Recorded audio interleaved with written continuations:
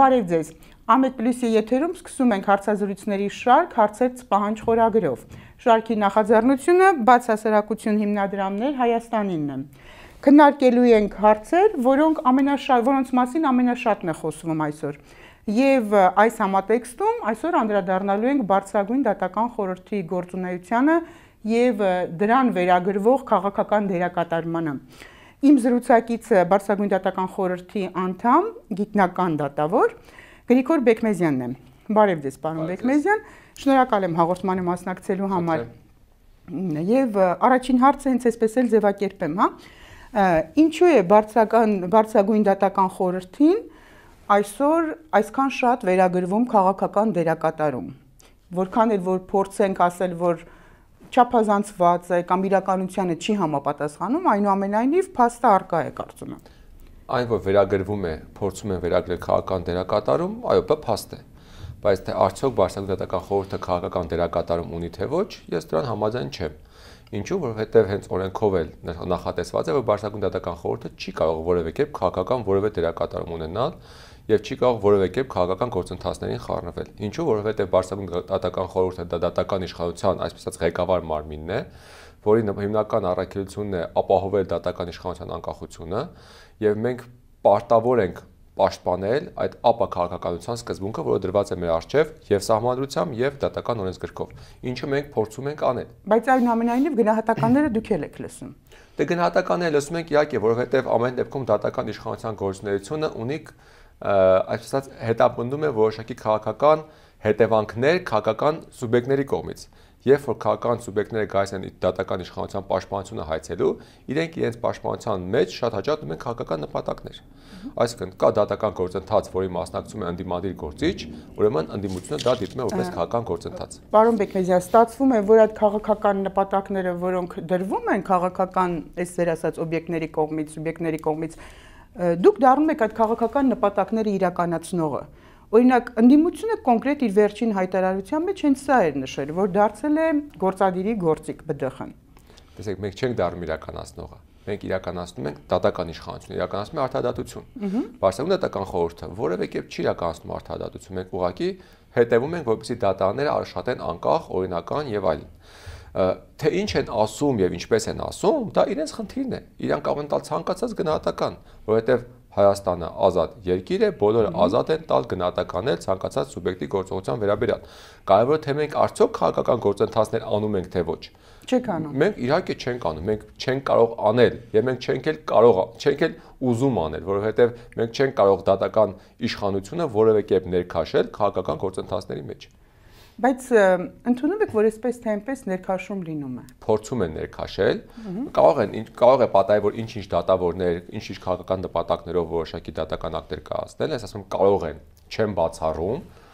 բայց այն որ Բարձրագույն դատական խորհուրդը որևէ կերպ ներքաշված չէ, եւ մենք փորձում ենք ապահովել, պաշտպանել այն պարիտետը եւ ընդդիմության եւ գործադիր իշխանությունների միջեւ, դա փաստ է։ Դրա համար մեզ կներեք, եւ հայհոյում է իշխանությունը, եւ հայհոյում է ընդդիմությունը։ Իշխանությունը հայհոյում է։ Եթե դուք նայեք նախարար Անդրեասյանի վերջի հարցազրույցները, դուք կտեսնեք, որ պարոն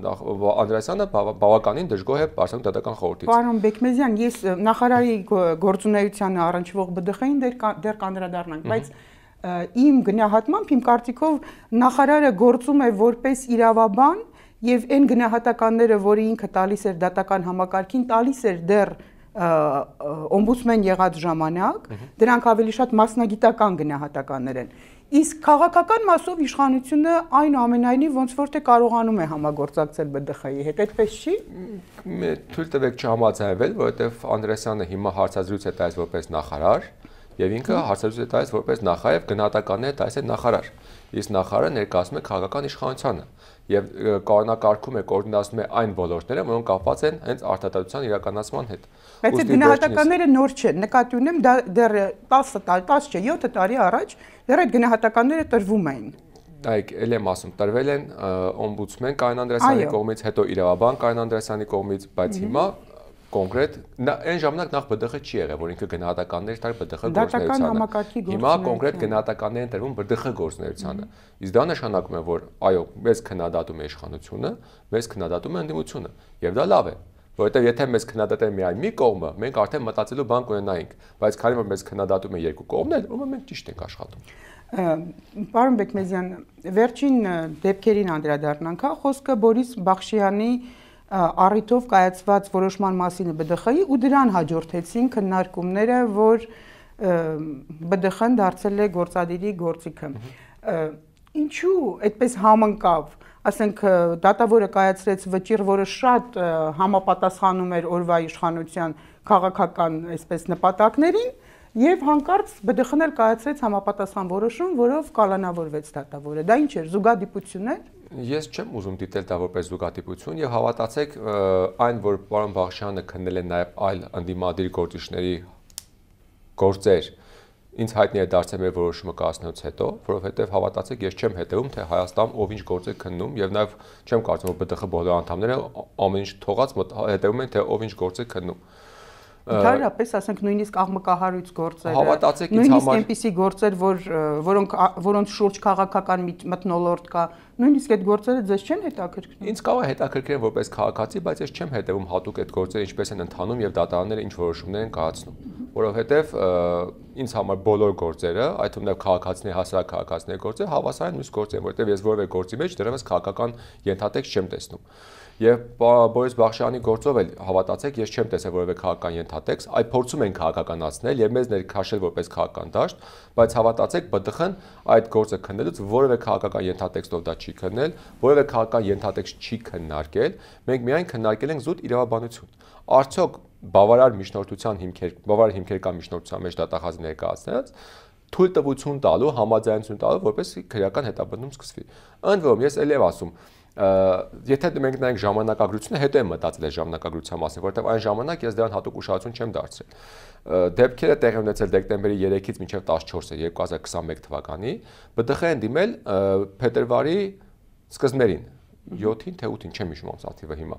Ինչ է ստացվում, որ վերջ-վերջո մեզ հավատացեք մոտավորապես այսքան ապացույցներ են ներկայացրել, որով մենք փորձել ենք ուսումնասիրել, հասկանալ գործը ինչքանով հիմնավորված է։ Այդ ապացույցները հավաքելու համար ժամանակ պետք էին, թե ոչ։ Հաշվի առա նաև նոր տարվա տոները եւ այլն։ Իհարկե պետք էին։ Այսինքն օբյեկտիվորեն ողջամտերեն որ նայում ենք, բավական այդպես չի որ ուշ են ներկայացել միջնորդությունը, որոշակի ժամանակ պետք է գործերը նախապատրաստելու համար։ Ընդ որում կներեք ԲԴԽ-ն բարձր շեմ է սահմանել դատավորների նկատմամբ քրեական հետապնդում իրականացնել թույլտվության համար, նշանակում է պետք է դատախազությունը բավարար հիմնավոր փաստաթղթեր եւ ապացույցներ մեզ ներկայացներ։ Պարոն Բեկմեզյան, այնուամենայնիվ ինչ որտեղ այսպես գիտակցության ինչ որ խորքերում մտածել եք, որ գուցե կապ ունի, գուցե այն, որ ասենք այս դատավորը Աշոտ Մինասյանին, նաև Սյունիքի քաղաքապետերից մեկին էլի կալանքից ազատել է, գուցե սա կապ ունի այս հարցը առաջ բերելու հետ, դատավորին կալանավորելու հայցով ձեզ դիմելու հետ։ Գործի քննության ժամանակ ոչ, որովհետև ինչպես ասացի, ես գործի քննությունից դուրս հիմա ասեմ, որովհետև չգիտեինք, որ ես անձամբ չգիտեի, որ այդ դատավորը նաև Աշոտ Մինասյանի գործն է քննել եւ կալանքի հարցը։ Հետո երբ որ սկսեցին արդեն բարձրաձայնել դրա մասին եւ իմացա, եւս մեկ անգամ զուտ իմ հանգստության համար մտածեցի, նայեցի էլի նյութերը, նայեցի մեր դիրքորոշումները, հիշեցի տեղի ունեցած գործընթացի ամբողջ հարցեր պատասխանը եւ եւս մեկ անգամ համոզվեցի, որ կոնկրետ այս գործով ԲԴԽ-ն կայացրել է ճիշտ որոշում։ Անընդհատ խոսում են այն մասին, որ ԲԴԽ-ն քաղաքականության հետ կապ ունի, գուցե դրա մեջ դերակատարում ունի այն, որ ԲԴԽ ժամանակավոր նախագահի պաշտոնակատարը Գագիկ Ջհանգիրյանն է, որը խորհրդարանում ընտրվել է իշխող մեծամասնության կողմից։ Գուցե այստեղ ինչ-որ բան պետք է փոխել, որովհետև այսպես թե այնպես այդ կապը կա օրենքով սահմանվող, եւ այսպես թե այնպես դա ենթադրում է քաղաքական կախվածություն օրվա իշխանության։ Նայեք, ով է լինի ԲԴԽ նախագահը կամ նախագահի պաշտոնակատարը ժամանակավոր տվյալ պահին, մեկը շահարկվելու է։ Առաջ Ռուբեն Վարդազարյանն է շահարկվում էր իշխանության կողմից, որ քաղաքականացված է, հիմա պարոն Ջանգիրյանը շահարկվում է ընդդիմության կողմից, որ քաղաքականացված է։ Ես վստահ եմ, եթե չլիներ Ռուբեն Վարդազարյանը, չլիներ պարոն Ջանգիրյանը, լիներ Քոչյանը, Մելիքջյանը կամ ես, կամ դատավորներից ինչ որ մեկը, Չիչոյանը, ելի նույն ձևի շահարկելի են, որովհետև ել եմ ասում, կա շահերի բախում, եւ այդ շահերը բախվում են, այսպես բախման կիզակետը հանդիսանում է ԲԴԽ-ն։ Եվ ցանկացած սուբյեկտ, որը տվյալ պահին դժգոհ է ԲԴԽ գործունեությունից, պետք է փորձի ցույց տալ, թե ինչու է ինքը դժգոհ եւ փորձի քաղաքականացնել կամ որևէ կերպ քննադատել Բարձրագույն դատական խորհրդին։ Այսինքն ազգային ժողովում օրվա քաղաքական իշխանության կողմից ընտրված լինելու հանգամանքը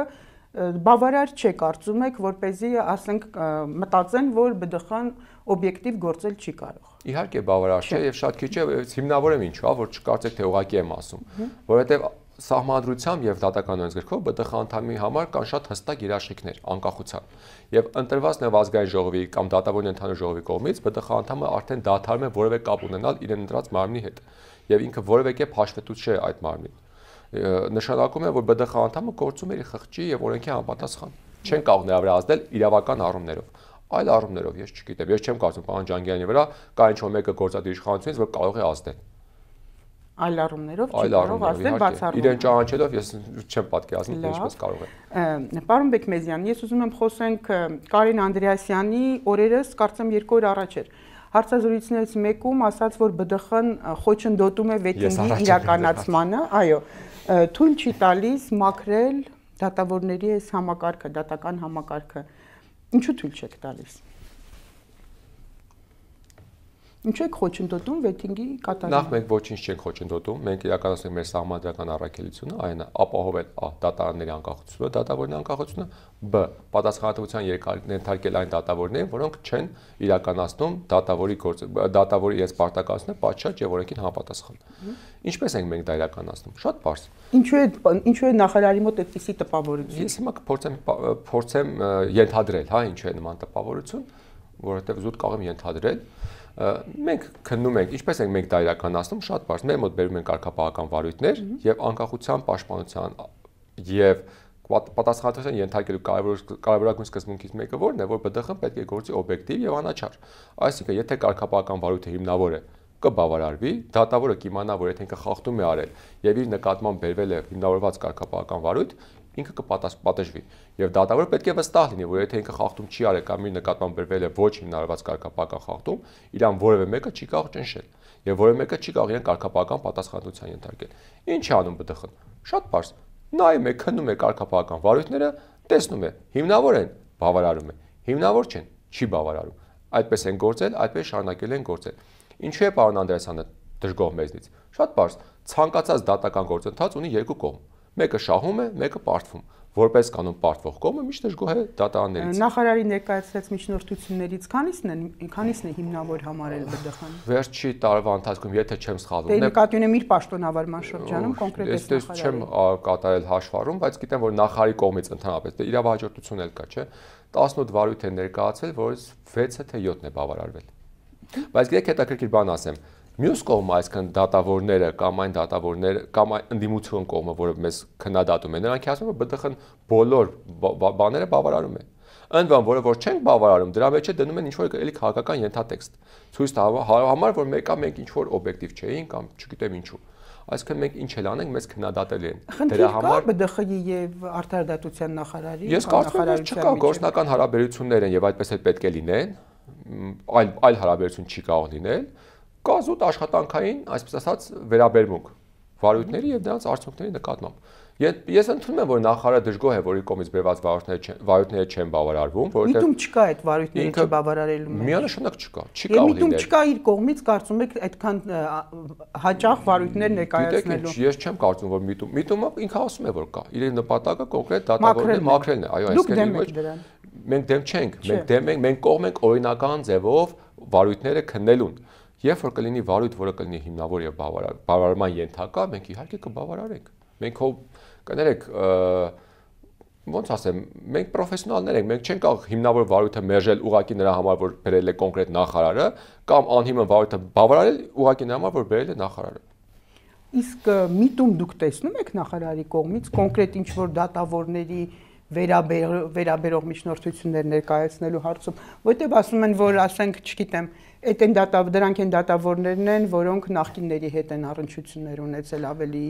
լավ են զգացել նախկինների ժամանակ։ Դրան մենք ուշադրություն չենք դարձնում եւ ես չեմ կարող միտում տեսնել, քանի ես չեմ ուսումնասիրել բոլոր հնարավոր վարույթները, որոնք մերժվել են կամ բավարարվել են։ Երբ որ ես կտեսնեմ, թե ինչքան դիմում է եղել, որոնք են մերժվել, որոնք են բավարարվել, այդ դեպքում արդեն նոր միտումները կտեսնենք։ Բայց այս դեպքում կան դատավորներ, որոնք ընդհանրապես, այսպես ասած, անցնում են գործերով, վարույթներով, հա, որ բերվել է, որոնք ընդհանրապես կապ չունեն նման գործընթացների հետ։ ԲԴԽ-ն վեթինգի իրականացման մեջ դերակատարում ունի։ Գիտեք, իհարկե ունի, Բոլորն էլ ասում են, մենք էլ ենք գտնում, որ ունենք։ Նախ եկեք հասկանանք ինչ ենք հասկանում վեթինգ ասելով, հա, եթե մենք հասկանանք վեթինգ ասելով դատական համակարգի բարեփոխումը եւ մաքրումը, իհարկե ունի։ Վերջիվերջո վերջնական խոսքը պատկանում է ԲԴԽ-ին։ Վերջին հաշվով ԲԴԽ-ն է որոշում կայացնում դատավորի լիազորությունները դադարեցնելու կամ դատավորին պատասխանատվության ենթարկելու մասին։ ԲԴԽ-ն է նշանակում նոր դատավորներ, որոնք պետք է, այսպես ասած,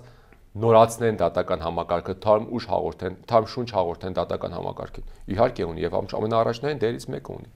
Նայեք, ԲԴԽ-ն էլ ունի դերը, ԲԴԽ-ն էլ է կարևորում վեթինգի իրականացումը, նախարարությունն էլ է կարևորում վեթինգի իրականացումը։ Ինչու այդ իրականացման հարցում տարբերությունները այսպես ակնհայտ է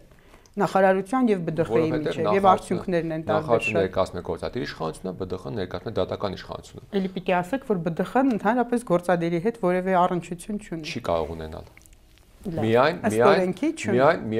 Միայն նախագծերի քննարկումների ժամանակ, դատական բարեփոխումների ժամանակ կարծիք հայտնելով ազատ է ԲԴԽ-ն գործում իսկապես ամբողջությամբ կարող ենք այդպես ասել, որ մեր երկրում Բարձրագույն դատական խորհուրդը իսկապես շատ անկախ, ազատ գործում է, որևէ կախվածություն, որևէ ազդեցություն բացառվում է, որ լինի այս մարմնի վրա։ Այո։ Շնորհակալություն։ Պարոն Բեկմեզյան, ազգային ժողովը օրերս օրենքի փոփոխություն կատարեց Բարձրագույն դատական խորհրդի մասին օրենքում, որով քվորումը կարծեմ փոքրացրեց, այսինքն եթե առաջ 7 անդամի մասնակցությամբ կարելի էր կարգապահական պատասխանատվության ենթարկել, հիմա փոքրացեց 5 անդամ էր կարծեմ սահմանվել, եթե չեմ սխալվում։ Այո, ուզում եմ հասկանալ, սրա նպատակը ո՞րն էր, ընդդիմությունը բոլորովին այլ կերպ է քննադատում այս քայլը, խնդրեմ։ Տեսեք, առաջ օրենքը այսպես էր կարգավորում, որ ընդհանուր թվի ձայների մեծամասնությամբ մենք որոշում կայացնում։ Հիմա փոխեցին, որ մասնակիցների ձայների մեծամասնությամբ, բայց ոչ պակաս քան 5 հոգի։ Այսինքն, եթե առաջ կարգապահական պատասխանատվության ենթարկելու համար պետք էր երկու տեսակ կարգապահական պատասխանատվություն կա։ Ուղղակի նկատողություն, նախազգուշացում կամ խիստ նկատողության դեպքում պետք էր 6 ձայն, իսկ լիազորությունների դադարեցման համար 7 ձայն, ընդ որում 6-ը ամենանվազք ձայների քանակն է, որ հնարավոր է։ Հիմա այս փոփոխության արդյունքում պատասխանատվության բոլոր տեսակների համար կարող է լինել նաև 5 ձայն։ Այսինքն, եթե 10 հոգի մասնակցեն, պետք է լինի 6 ձայն, եթե բոլոր անդամները մասնակցեն։ Եթե կմասնակցեն ավելի քիչ քանակով անդամներ, ապա նրանց մեծամասնությունը, բայց ոչ պակաս քան 5 ձայն, այսինքն նվազագույնը 5 ձայն։ Նպատակը ո՞րն էր։ Իմ կարծիքով, որովհետև ժամանակին այս նախաձեռնությունը, այս փոփոխության նախաձեռնությունը նաև մեզնից է առաջ գնացել, հա, ինձնից եւ իմ գործընկեր Վիգեն Քոչյանից ԲԴԽ անդամներ 19-20 թվականներին։ Նպատակը մեկն էր ապահովել ԲԴԽ-ում գործերի ողջամիտ ժամկետում քննությունը, որովհետև շատ հաճախ երբ որ շեմը բարձր է լինում, իսկ այն ժամանակ շատ բարձր էր։ 1 կամ 2 անդամի բացակայության պատճառով կամ շատ հաճախ 3 անդամի բացակայության պատճառով մենք չենք կարողանում քվորում ունենալ եւ դատական գործերը քննել, նկատում կարգապահական վարույթները։ Շատ հաճախ 1 կամ 2 անդամի ձայնի քվեարկության արդյունքում փաստորեն ստացվում է, որ 5 հոգի կողմ է պատասխանատվությանը, 2 հոգի դեմ է, եւ ըստ էության այդ 2 հոգին ամբողջ ԲԴԽ-ի անունից որոշում էին կայացնում, որը իմ կարծիքով եւ նաեւ իմ գործընկերոջ կարծիքով այդքան էլ արդյունավետ աշխատանքի տեսակ չէր։ Այդ իսկ պատճառով այն ժամանակ առաջարկը եղել է մեր կողմից, որը քննարկվել է, բայց չի մտել վերջնական փաթեթի մեջ 2020 թվականի փոփոխությունների, հիմա ենթադրում եմ ազգային ժողովում տեսնելով ստեղծված իրավիճակը, որ էլի մենք ունենք խնդիրներ էլի քվորումի հետ կապված, որոշել են այդ հանգամանքը եւս մեկ անգամ վերհանել եւ մտցնել արդեն նախագծի։ Բայց ընդդիմության գնահատականը գիտեք կարծում։ Այո, ես գիտեմ ինչու են նրանք այդպեսի գնահատական տալիս, որովհետեւ իրենք պնդում են, որ գիտնական անդամներով, այո, գիտնական անդամներով միասին որոշում կկայացնեն։ Բայց գիտեք, նման գնահատականը նաեւ մեզ ուզում է ասել կամ անուղղակիորեն ասում է, որ դատավոր անդամները սուբյեկտիվ են,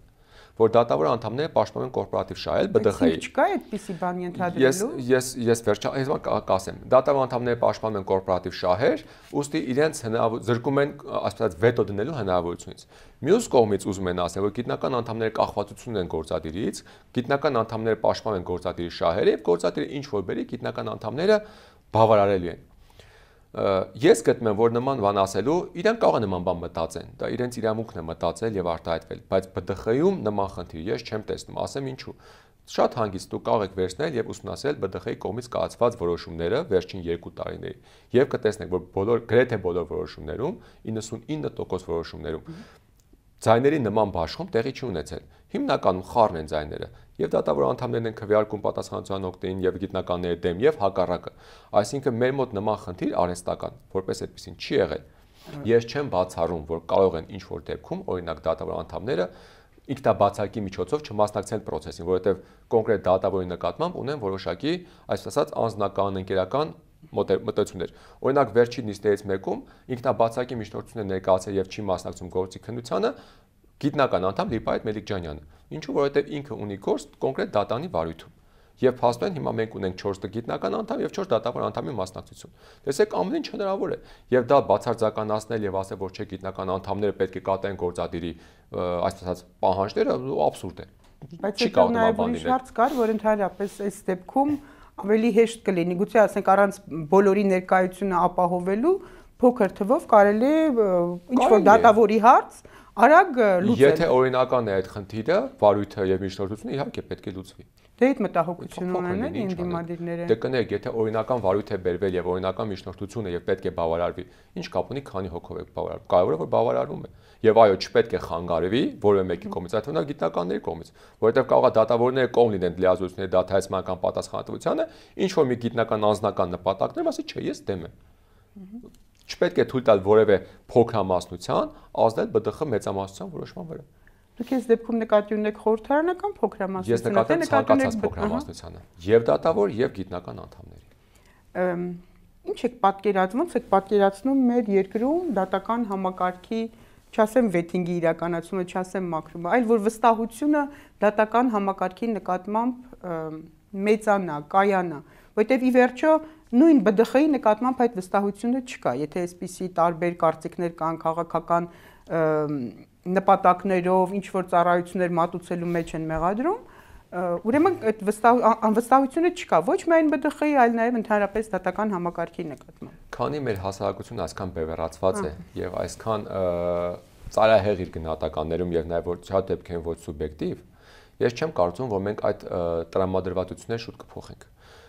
Ցավոք սրտի մեր մոտ այնպեսի մի իրավիճակ է ստեղծվել, որ կողմը երբ որ դատանում պարտվում է, ինքը որևէ կերպ չի ուզում ընդունել իր սխալը եւ պարտադիր որոշում է, որ պետք է մեղքը պարտի դատանի վրա։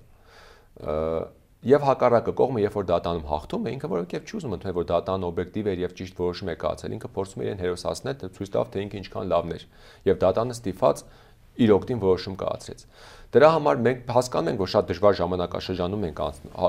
գտնվում եւ ցանկացած նման սուբյեկտիվ մոտեցում նաեւ հանրային, այսպես ասած, հնչեղություն է ստանում եւ հանրությունը սնվում է այդ ամեն ինչով։ Դրա համար դատական համակարգը ԲԴԽ-ն պետք է ուղղակի ուշադրություն չդարձնեն հասարակական, այսպես ասած,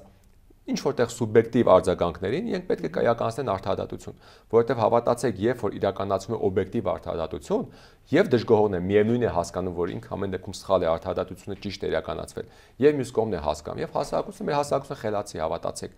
երբ որ ճիշտ է արձագանքները մամուլում, Facebook-ում միգուցե տարբեր են, բայց երբ որ հասարակության հետ խոսքը անհիմն են, պարոն Բեկմերզյան։ Չէ, շատ դեպքերում անհիմն են։ Այո, դատական համակարգը կայացած էր արձագանքներն են խնդիրը։ Շատ դեպքերում դատական համակարգի հետ կապված քննադատությունները ունեն սուբյեկտիվ նպատակներ։ Շատ դեպքերում որոշ դատավորների աստվածացումը ունի սուբյեկտիվ նպատակներ։ Շատ դեպքերում որոշ դատավորների փնովումը եւ քննադատումը, խիստ քննադատումը, այդ թվում հայհոյումը ունի շատ սուբյեկտիվ նպատակներ։ Իմ ասածը դա է, դա ասեմ, բևեռացված եւ ծայրահեղականացված է։ Այսինքն վստահության հասնելու համար ինչ է պետք անել։ Մենք գիտենք, հիմա քաղաքականացված է, շատ քաղաքականացված է մեր հասարակությունը։ Մեր ապացուցել, որ մենք իրականացնում ենք արդարադատություն։ Բայց ոնց որ թե հակառակն է դեռ, գիտեք, լինում։ Այդքան համաձայն չեմ, որովհետև կան հիմա դատավորներ, որոնք նոր նշանակված դատավորներ են, կան նաև հին դատավորներ, որոնք նշանակված են, եւ դու զգում ես, որ շատ հաճախ իրենց կողմից կայացված դատական ակտերը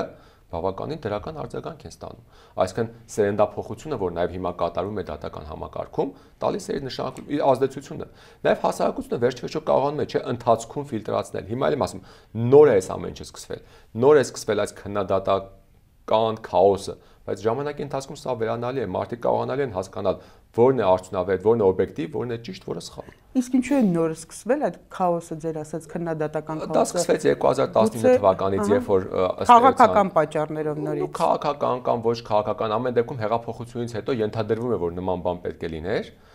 սկսվեց, սկսվեց գործընթացներ, հետո ցավոք սրտի սկսվեց այս կորոնավիրուսային գործընթացը, պատերազմը ցավոք սրտի սկսվեց, պատերազմից հետո շատ ծանր իրադարձություններ տեղի ունեցան մեր երկրի համար, նաև դատական իշխանության համար, եւ պարզ է, որ այդ ամեն ինչը պետք է անդրադառնային դատական իշխանության վրա։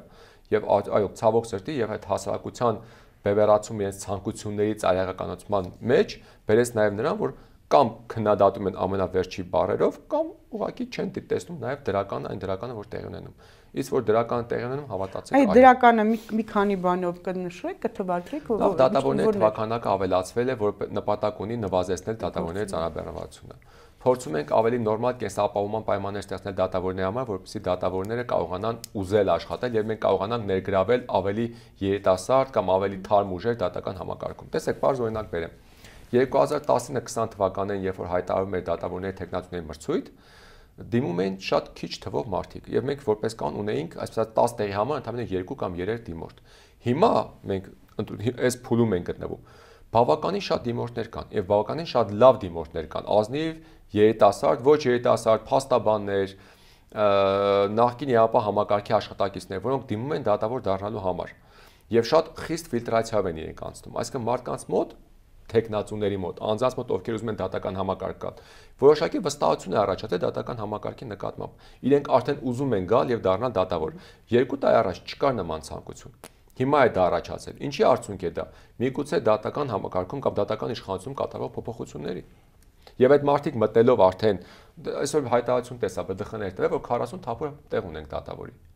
Պատկերացրեք, այս նոր դատավորները որ կան, արդեն հարաբերականորեն ավելի լավ դատավորներ, թարմ դատավորներ, որոնք նախկինում նշանակված չեն, կասկածներ չկա, որ նրանք նախկիներ կապ ունեն։ Ինչի արդյունքում առաջ։ Նախ տեղեր են ավելացել հակակոռուպցիոն դատարանի, հետո դատավորներ կան, որ այս ընթացքում դուրս են եկել համակարգից, նրանց տեղը պետք է համալրվի։ Ամեն ինչը վերում է։ Դուք դրական կողմերը նշեցիք, բայց շատ հաճախ որպես բացասական նշվում է գործերի ոչ թե էլեկտրոնային ճանապարհով մակագրում, այլ ձեռքով մակագրելու այս հնարավոր տարբերակը։ Կա չէ, այստեղ հսա։ Ես համաձայն եմ, որ դա մեր հիմա հիմնական քննադատվող եւ արգելեսյան գարշապարն է։ Կարելի է քննադատել, սա քննադատելի բան է։ Ես ցանկացած քննադատություն ընդունում եմ։ Չէ, բայց խնդիր տեսնում եք այստեղ։ Խնդիր իհարկե տեսնում եմ, որովհետեւ այո, միանշանակ էլեկտրոնային մակագրումը շատ ավելի արդյունավետ է, շատ ավելի արագ է, նաեւ անաչառ, քան ձեռքով մակագրումը։ Բայց երբ որ մենք ունենք մի իրավիճակ, որ էլեկտրոնային մակագրությունը ըստ էության կասկածների տեղիք է տվել, որ իսկապես կարող է դա այդ մակագրության ընթացքում եղել են միջամտություններ, երբ որ մենք ունեցել ենք դատավորների կողմից բողոքներ, որ էլեկտրոնային մակագրությունը օբյեկտիվորեն չի մակագրում տարբեր գործեր, տարբեր դատավորներին, երբ որ մենք ունեցել ենք ընդդիմության կողմից, ընդդիմության փաստաբանների կողմից կասկածներ էլեկտրոնային մակագրության վերաբերյալ, օրինակ Քոչյանի գործով ես հիշում եմ մի մակագրության ժամանակ, մի բողոքի մակագրման ժամանակ փաստաբանները հատուկ պահանջել են, որ իրանք ներկանեն այդ գործընթացին։ Ինչու են պահանջել, որովհետև իրենք կասկածել են, որ միգուցե էլեկտրոնային մակագրության միջոցով հնարավոր է մակագրել այն դատավորին, որը միգուցե կատարի որոշակի պատվեր։ Այսինքն տեսեք, կասկածները միշտ եղել են։ Հիմա, երբ որ բացահայտվել է, ինչ որ հնարավոր է որ բացահայտվել է, հա, ինչ որ մի հատ խախտում այդ մակագրության փուլում, եւ գործընթաց է սկսվել, նկատում նախաքննություն, քրեական գործընթաց։ Բարձրագույն դատական խորհուրդը ոչինչ քան այդ մակագրությունից հրաժարվել, քանի որ չէ կա օգտագործել, որովհետեւ կոդերը, սերվերները վերցրել են, չի կարող։ Մեզ ասում են փորձում են ասել, որ ինչու դուք չեք վերցնում սերվերները, թող կոդերը վերցնեն, ֆայլերը վերցնեն, ուսումնասիրեն։ Ճիշտ են ասում, միգուցե կարող են, բայց տեսեք, եթե հիմա այդ համակարգը, որը ըստ էության գտնվում է կասկածելի հետաքննության կամ նախաքննության փուլում եւ հնարավոր է որ այնտեղ բացահայտվեն ինչի չարաշահումներ, վերցնենք եւ նորից օգտագործենք եւ հետո այդ չարաշահումները ապացուցվեն։ Մենք ինչպես են կարողանալու հիմնավորել, որ այն գործերը, որ բաշխվել են այդ գործընթացից հետո օբյեկտիվ են բաշխվել։ Բայց մարդկային զուտ ձեռքով մարդու կողմից Հիմա մարդկայինին անդրադառնամ, հա, տեսեք, մարդկային մակագրումը նախատեսված է օրենքով։ Դա ըստ էության օդից վերցված չէ, օրենքը հստակ նախատեսում է, որ եթե չի աշխատում, չկա էլեկտրոնային մակագրության համակարգ, մակագրվում է դատարանի նախագահի կողմից եւ տրված է այն սկզբունքները, որով պետք է մակագրվի։ Շատ Էլ եմ ասում, թող ուսումնասիրեն, ճշտեն, արդյոք մակագրությունը նախագահների կողմից դատարանների տեղի ունենում խախտումներով թե ոչ։ Դա ավելի հեշտ է բացահայտելը, քան էլեկտրոնային մակագրման դեպքում։ Թող պարզեն պատասխանատվության իհարկե, եթե նման խախտումներ տեղի ունեցել է։ Երբ որ պետք է լինում իշխանության համար հաճելի, իշխանության սրտով ինչ որ վճիռ ստանալ, մակագրվում է այնպիսի դատավորի, որից կարելի է իրատեսորեն ակնկալել այդ վճիռը։ Գիտեք, ինչ եմ ասում, էլեկտրոնային դեպքում էլ ընդդիմությունը կասկածներ ուներ, այդ մակագրման համեմատության, լավ, համեմատության մեջ ո՞րն է ավելի վստահ։ Ավելի լավը նոր էլեկտրոնային համակարգ ունենալն է, որի շուրջ մենք հիմա աշխատում ենք։ Ինչ փուլում է այդ աշխատանքը, ինչ ենք անում։ Քննարկում ենք Միացյալ Նահանգների զարգացման գործակալության, այսինքն քննարկումները վաղուց են սկսվել, ամառվանից են սկսվել։ Իրանք արդեն տենդեր են արել, ուսումնասիրություն է արվել համակարգը գրելու համար, հիմա պետք է ընկերություն ընտրեն, որը պետք է գրի այդ համակարգը։ Մոտավոր ժամկետներ ես այդպես մոտավոր ժամ ցավոք չունենք։ Եվ երևի շատ մոտ էլ չի։ Եվ ես չեմ բացառ, որ շուտով մենք էլի նախաքննության մարմնին հարցում ուղարկենք բարձելու համար, թե վերջ-վերջո ինչ եղավ, որովհետև մեր կարծիքով էլ այս ժամանակահատվածը, որ գնում է, բավական երկար է։ Այնպես չի, որ ես հիմա ասում եմ արդարացնում եմ, դա նշանակում է, որ մենք չենք զբաղվում եղած համակարգի վերադարձման խնդիրով, չզբաղվում ենք, հավատացեք։ Մենք բարբերաբար կապի մեջ ենք փորձում ենք հասկանալ։ Այդ եղած համակարգը իրավապահ մարմինների մոտ է։ Ինչ էր եղել, ԱԾ-ի, արգրաված է ԱԾ-ի կողմից։ Եվ փորձաքննությունները նշանակված բարձելու համար ինչ-ինչ հարցեր, որոնք անհրաժեշտ են նախաքննության համար։ Շնորհակալ եմ, պարոն Բեկմեզյան, եթե ունեք ինչ-որ բան ավելացնելու։ Չէ, չունեմ, ուղղակի ես կոչ կանեմ մի քիչ համբերությամբ զինվել։ Մենք հավատացեք ամեն ինչ անում ենք եւ աշխատում ենք համակարգը ավելի այսպես հասարակության պահանջներին համապատասխանող դարձնելու համար։ Վստահ եմ շատ դատավորներ են ուզում դա եւ ցկտում են դրան։ Խանգարող հանգամանքներ կան օբյեկտիվ հանգամանքներ, սուբյեկտիվ հանգամանքներ, բայց այդ բոլորը կհաղթարվեն միասին։ Շնորհակալ եմ։ Հիշեցնեմ, որ իմ զրուցակիցը Գրիգոր Բեկմեզյանն էր, Բարձրագույն դատական խորհրդի անդամ։ Կհանդիպենք։